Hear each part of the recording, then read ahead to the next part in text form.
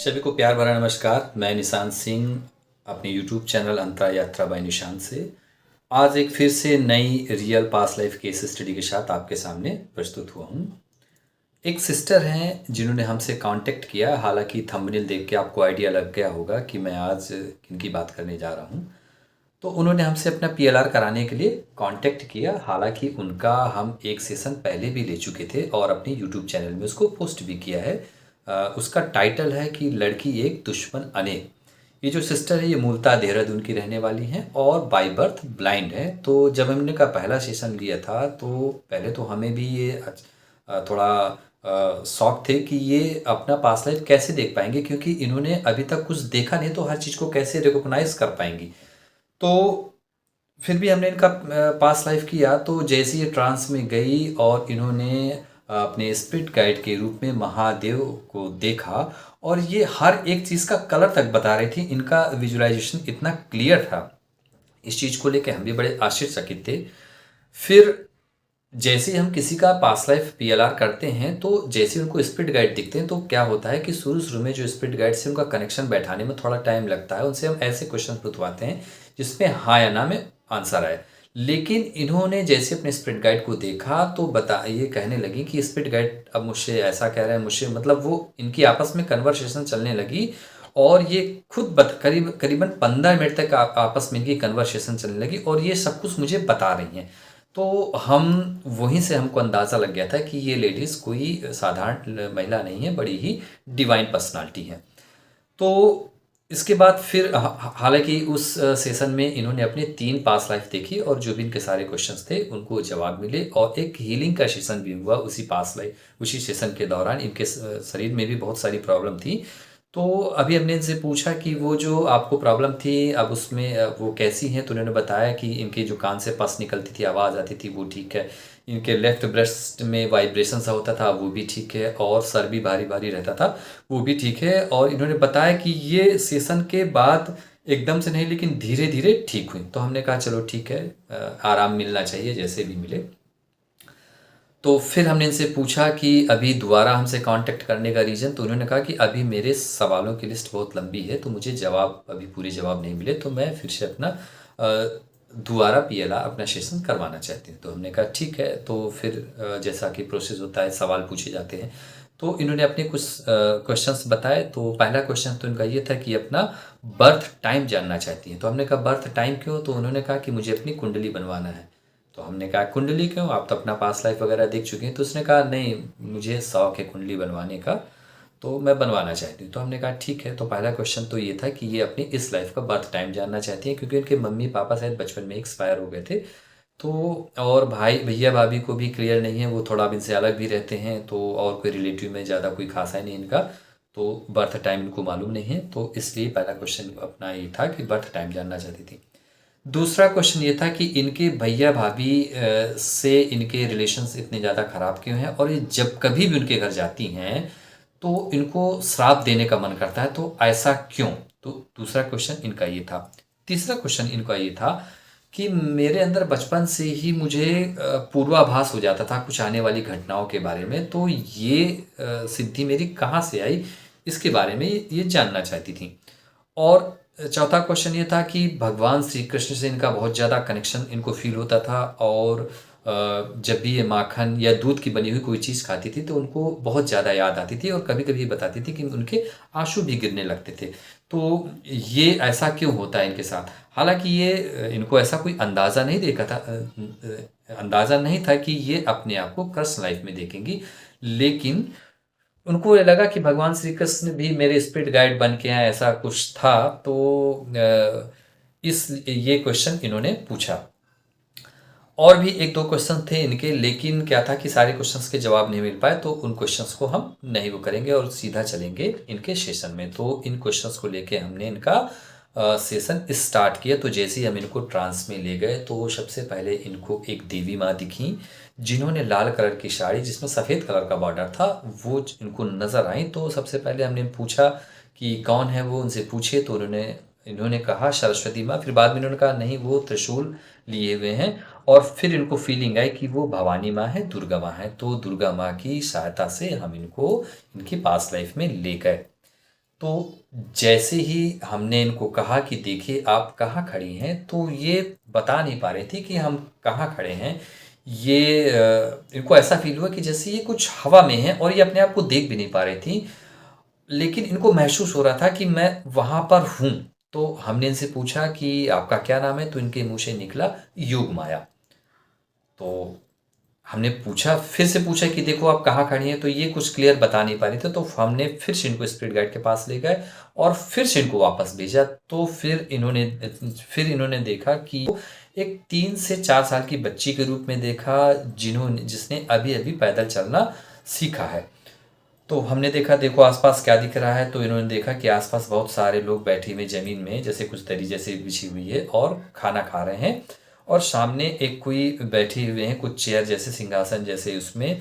और जब हमने उनको पहचानने के लिए कहा तो उन्होंने बताया कि ये वासुदेव हैं। तो हमने कहा कि अच्छा, ये इनसे क्या संबंध है आपका? तो उनको फीलिंग आई कि ये मेरे पिता हैं।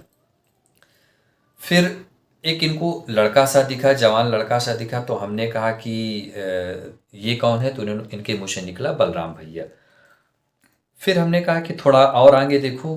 तो ये आगे मतलब देखने ही वाली थी कि इनके घर के बाहर से, जहाँ पर ये सेशन ले रही थी, घर के बाहर से, चूँकि इन्होंने हेडफ़ोन या ईयरबड्स वगैरह नहीं लगा के रखे थे और ये स्पीकर्स पे ही ले रही थी सेशन, तो घर के बाहर से एक शोभा यात्रा जैसी निकली जिसमें डीजे वगैरह बज रहे थे, बहुत तेज़ आवाज़ हो रही थी। तो जिस कारण से वो आवाज़ इनको क्लियर आने लगी और इनका ट्रांस ब्रेक हो गया और ये सेशन इनका अधूरा रह गया। तो फिर इसके बाद हमको भी बड़ा एक्साइटमेंट था ये सेशन लेने के लिए, तो फिर हम इनको इनको हमने नेक्स्ट डेट दी। अगली डेट दी तो हम उस दिन कहीं बाहर से आ रहे थे, दोपहर 3 बजे का समय था और करीबन पौने 3 बजे ही हम घर पहुँचे थे। तो हमने देखा कि हमारे फ़ोन में भी बैटरी कम है और लैपटॉप भी डिस्चार्ज, मतलब वो उसमें भी बहुत कम बैटरी है, लेकिन फिर भी टाइम दे रखा था, तो हमने इनका सेशन लिया और सेशन लेने के कुछ देर बाद ही लैपटॉप डिस्चार्ज हो गया, तो उस दिन भी इनका सेशन नहीं हो पाया। फिर तीसरा सेशन लिया, तो तीसरा सेशन लिया उस दिन हम पहले से ही अवेयर थे, हमने अपना लैपटॉप, फ़ोन वगैरह सारी चीज़, ईयरबड्स वगैरह सब चार्ज करके रखा। और जब हमने तीसरा सेशन दिया तो फिर जैसे ये ट्रांस में गई, तो अब इनको स्पिरिट गाइड के रूप में नरसिंह भगवान दिखे और इन्होंने बताया कि नरसिंह भगवान हमारे कुल देवता हैं। तो फिर उनसे परमिशन लेके हमने इनको पास्ट लाइफ में जैसे ही भेज जाने के लिए कहा, जैसे ही क्वेश्चन रखा कि जब ये क्या कहते हैं दूध वाली कोई चीज़ या मक्खन जैसे कुछ खाती हैं, तो इनको कृष्ण जी की याद क्यों आती है? अच्छा, हमने बाकी क्वेश्चन सब साइड में कर दिए, हमने कहा पहले हम इस क्वेश्चन का आंसर देंगे, क्योंकि बचपन से ही हमको भी कृष्ण जी से बहुत ज़्यादा कनेक्शन फील होता था, तो इसलिए हमने सारे क्वेश्चंस को न ढूंढ के पहले इस क्वेश्चन में फोकस किया। तो जैसे हमने इस क्वेश्चंस को पूछा तो एकदम से हमारा नेटवर्क चला गया और फिर ये सेशन भी नहीं हो पाया। तो जब ये सेशन नहीं हो पाया तीसरी बार, तो फिर हमें ऐसा लगा कि शायद ईश्वर की अभी मर्जी नहीं है। फिर हमने कुछ दिन का गैप लिया और कुछ दिन बाद, फिर करीबन 15 से 20 दिन बाद फिर से इन्होंने हमसे कांटेक्ट किया और इन्होंने कहा कि वो सेशन अधूरा रह गया था। तो फिर हमने इनको 1-2 दिन बाद की डेट दी, हालांकि 1-2 दिन बाद एक दूसरे सेशन थे, लेकिन हमने उनको कैंसिल करके उनको बढ़ा दिया और फिर से इनका सेशन बुक किया। तो इसके बाद जब हम इस बार उनको ट्रांस में ले गए, तो इनको स्पिरिट गाइड के रूप में दिखी वसुंधरा जी, देवी वसुंधरा, और उनकी मदद से अब हम इनको पास्ट लाइफ में ले गए। तो फिर से इन्होंने वही दृश्य देखा कि इन्होंने अपने आप को 3 से 4 साल की उम्र में देखा, ये फ्रॉक जैसे कुछ पहने हुए हैं और इन्होंने देखा, हाँ, इन्होंने आस-पास देखा कि बहुत सारे लोग, मतलब उसी दृश्य को देखा कि बहुत सारे लोग खाना खा रहे हैं, वहाँ बैठे हुए हैं और हाँ, बहुत सारे लड्डू भी वहाँ पे रखे हुए हैं, तो उनको लड्डू खाने की इच्छा हो रही है। और फिर उन्होंने देखा कि एक कोई यंग लड़का है, तो उनके पास से पहुँची, जब हमने उनको पहचानने के लिए कहा तो वो उनको अपने बलराम भैया के रूप में इस नजर आए। लड़के तो एक व्यक्ति जो मुकुट लगाए बैठे हुए थे, जब हमने पूछा तो वो वसुदेव के रूप में, जो उनको पिता के रूप में नजर आए। और जब हमने एक महिला भी थी उनके साथ में, तो वो उनको रोहिणी माँ के रूप में, अपनी माँ के रूप में उन्हें नजर आए। फिर हमने इनसे पूछा कि क्या कृष्ण जी आपको दिख रहे हैं वहाँ कहीं? तो उन्होंने कहा कृष्ण जी नहीं दिख रहे हैं। तो फिर हमने एक कमांड दिया इनको कि आप सीधा उस दृश्य में पहुंचिए जहां पर आपको कृष्ण जी दिख रहे हैं। तो इनको दिखा कि एक कमरे में कोई छुप जैसा रहा है, कोई एक लड़का 15-16 साल ऐसी उम्र का, उम्र ये क्लियर बता नहीं पाई, लेकिन उसी उम्र का एक लड़का जैसे कोई छुप जैसा रहा है, ये पीछे से देख रही हैं। और फिर बाद में उस लड़के को उन्होंने ढूंढ लिया है। तो फिर हमने कहा पहचानो उसको, तो फिर उन्होंने ये नहीं पहचान पाई, लेकिन उन्होंने कहा कि अरे तुमने मुझे पहचान नहीं, मैं तेरा भैया कन्हैया, ऐसा उन्होंने बोला। और जैसे ही इन्होंने ऐसा देखा तो ये थोड़ा भावुक भी हो गई। अब मेरे है कि दोनों भाई इनसे बहुत प्यार करते हैं। और एक सीन उन्होंने देखा कि ये नीचे बैठी हैं और माखन खा रही हैं। तो एक पात्र में बलराम जी खा रहे हैं और एक पात्र में कृष्ण जी, और ये साथ में माखन खा रहे हैं। फिर हम इनको थोड़ा और आगे के दृश्य में ले गए। हम इनको थोड़ा, इनके जब ये बड़ी हो गई, विवाह के दृश्य में ले गए, तो इन्होंने अपने आप को एक महल जैसे में पाया। हमने जगह का नाम पूछा तो इन्होंने बताया इंद्रप्रस्थ। हमने देखा कि देखिए आपका विवाह किससे हुआ है? तो इनको 5 राजकुमार नजर आए, युधिष्ठिर, भीम, अर्जुन, नकुल, सहदेव। और इन्होंने बताया कि मेरे जिस राजकुमार से शादी उसका नाम अर्जुन है। हालांकि ये मालूम भी सबको है। फिर इसके बाद इनको द्रौपदी भी दिखी और इन्होंने बताया कि द्रौपदी के साथ इनका बहुत ज़्यादा मतलब एक जैसे सगी बहनों में एक प्रेम होता है, वैसे इनका प्रेम है। फिर आगे इन्होंने देखा कि अभिमन्यु का जन्म हुआ है और अभिमन्यु अब 2 साल का हो गया है। ऐसे इन्होंने बहुत सारे छोटे छोटे दृश्य देखे। और केवल मैं इम्पोर्टेंट दृश्य जो मैंने लिख रखा था, तो वही वही मैंने चीज़ इसमें नोट किया है। तो फिर इसके बाद हम सीधा इनको महाभारत की घटना में ले गए। तो इन्होंने बताया कि जब उस समय महाभारत का युद्ध चल रहा था तो ये अपने मायके में थी। फिर इन्होंने बताया कि कुछ सैनिक इनके यहाँ पर आए हैं और उन्होंने अभिमन्यु को जब वीर गति प्राप्त हुई थी उसकी खबर लेके इनको, मतलब इनको बताया है। तो ये ज़ोर ज़ोर से फूट फूट कर रोने लगी हैं और सारे महल में सारी, मतलब जितनी भी रानियाँ दासियाँ थीं, जितने भी वहाँ पे थे, सब लोग रोने लगे हैं। और इनको चारों तरफ से रोने की आवाज़ आ रही है और इनको थोड़ा ऐसे जैसे मूर्छा जैसी भी आ गई है। ये भी दृश्य इन्होंने देखा। फिर उन्होंने देखा कि जब इनकी आँख खुली है तो सामने बलराम जी और कृष्ण जी ऐसे इनके सामने खड़े हैं। तो कृष्ण जी इनको समझा रहे हैं कि यह तो धर्मयुद्ध है, धर्मयुद्ध में बहुत सारे लोग को जाना पड़ता है और जो वीर गति को प्राप्त करते हैं उनके लिए शोक नहीं, गर्व करते हैं, ऐसा इनको कृष्ण जी समझा रहे हैं। बहुत से लोगों को जाना पड़ता है। बलिदान देना पड़ता है ना। फिर हमने इनसे एक क्वेश्चन पूछा। अच्छा, हमको ये जानकारी थी कि अश्वत्थामा ने इन्हीं के गर्भ में तीर मारा है। हमको ज़्यादा मतलब महाभारत की बहुत डिटेल से जानकारी नहीं, मोटी मोटी जानकारी थी। तो फिर इन्होंने बताया कि हाँ, उन्होंने एक शक्ति मारी है, लेकिन मेरे गर्भ में नहीं, वो उत्तरा के गर्भ में जो अभिमन्यु की पत्नी थी उनके गर्भ में कुछ शक्ति जैसी मारी है। लेकिन फिर उन्होंने बताया कि फिर वहाँ पर कृष्ण जी आए हैं और उन्होंने कुछ अपनी कुछ हीलिंग पावर से उनको ठीक कर दिया है। ये दृश्य इनको दिखा और फिर इसके बाद धीरे धीरे इनका हल्का सा ट्रांस सा ब्रेक होने लगा। तो फिर हम इनको फिर से स्पिरिट गाइड के पास ले गए। अब इनको स्पिरिट गाइड के रूप में वसुंधरा माँ दिख रही थी। तो सबसे पहले हमने इनसे स्पिरिट गाइड से एक सवाल पूछा कि इनका जन्म किस टाइम पे हुआ।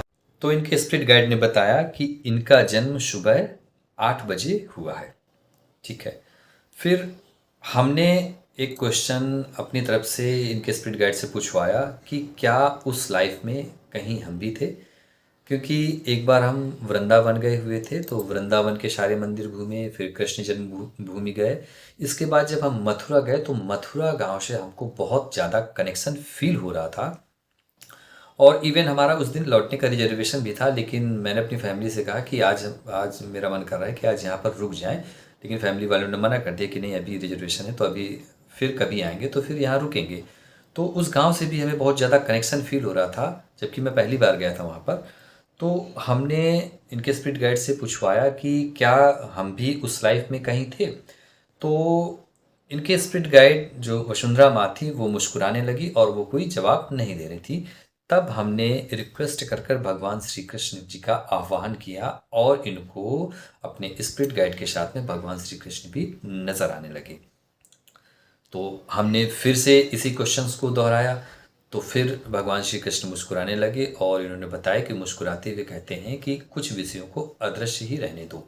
लेकिन हमने फिर से एक बार इस क्वेश्चन को रिक्वेस्ट करके पूछवाया, तो इन्होंने बताया कि भगवान श्री कृष्ण कह रहे हैं कि आप हमारे शाका थे।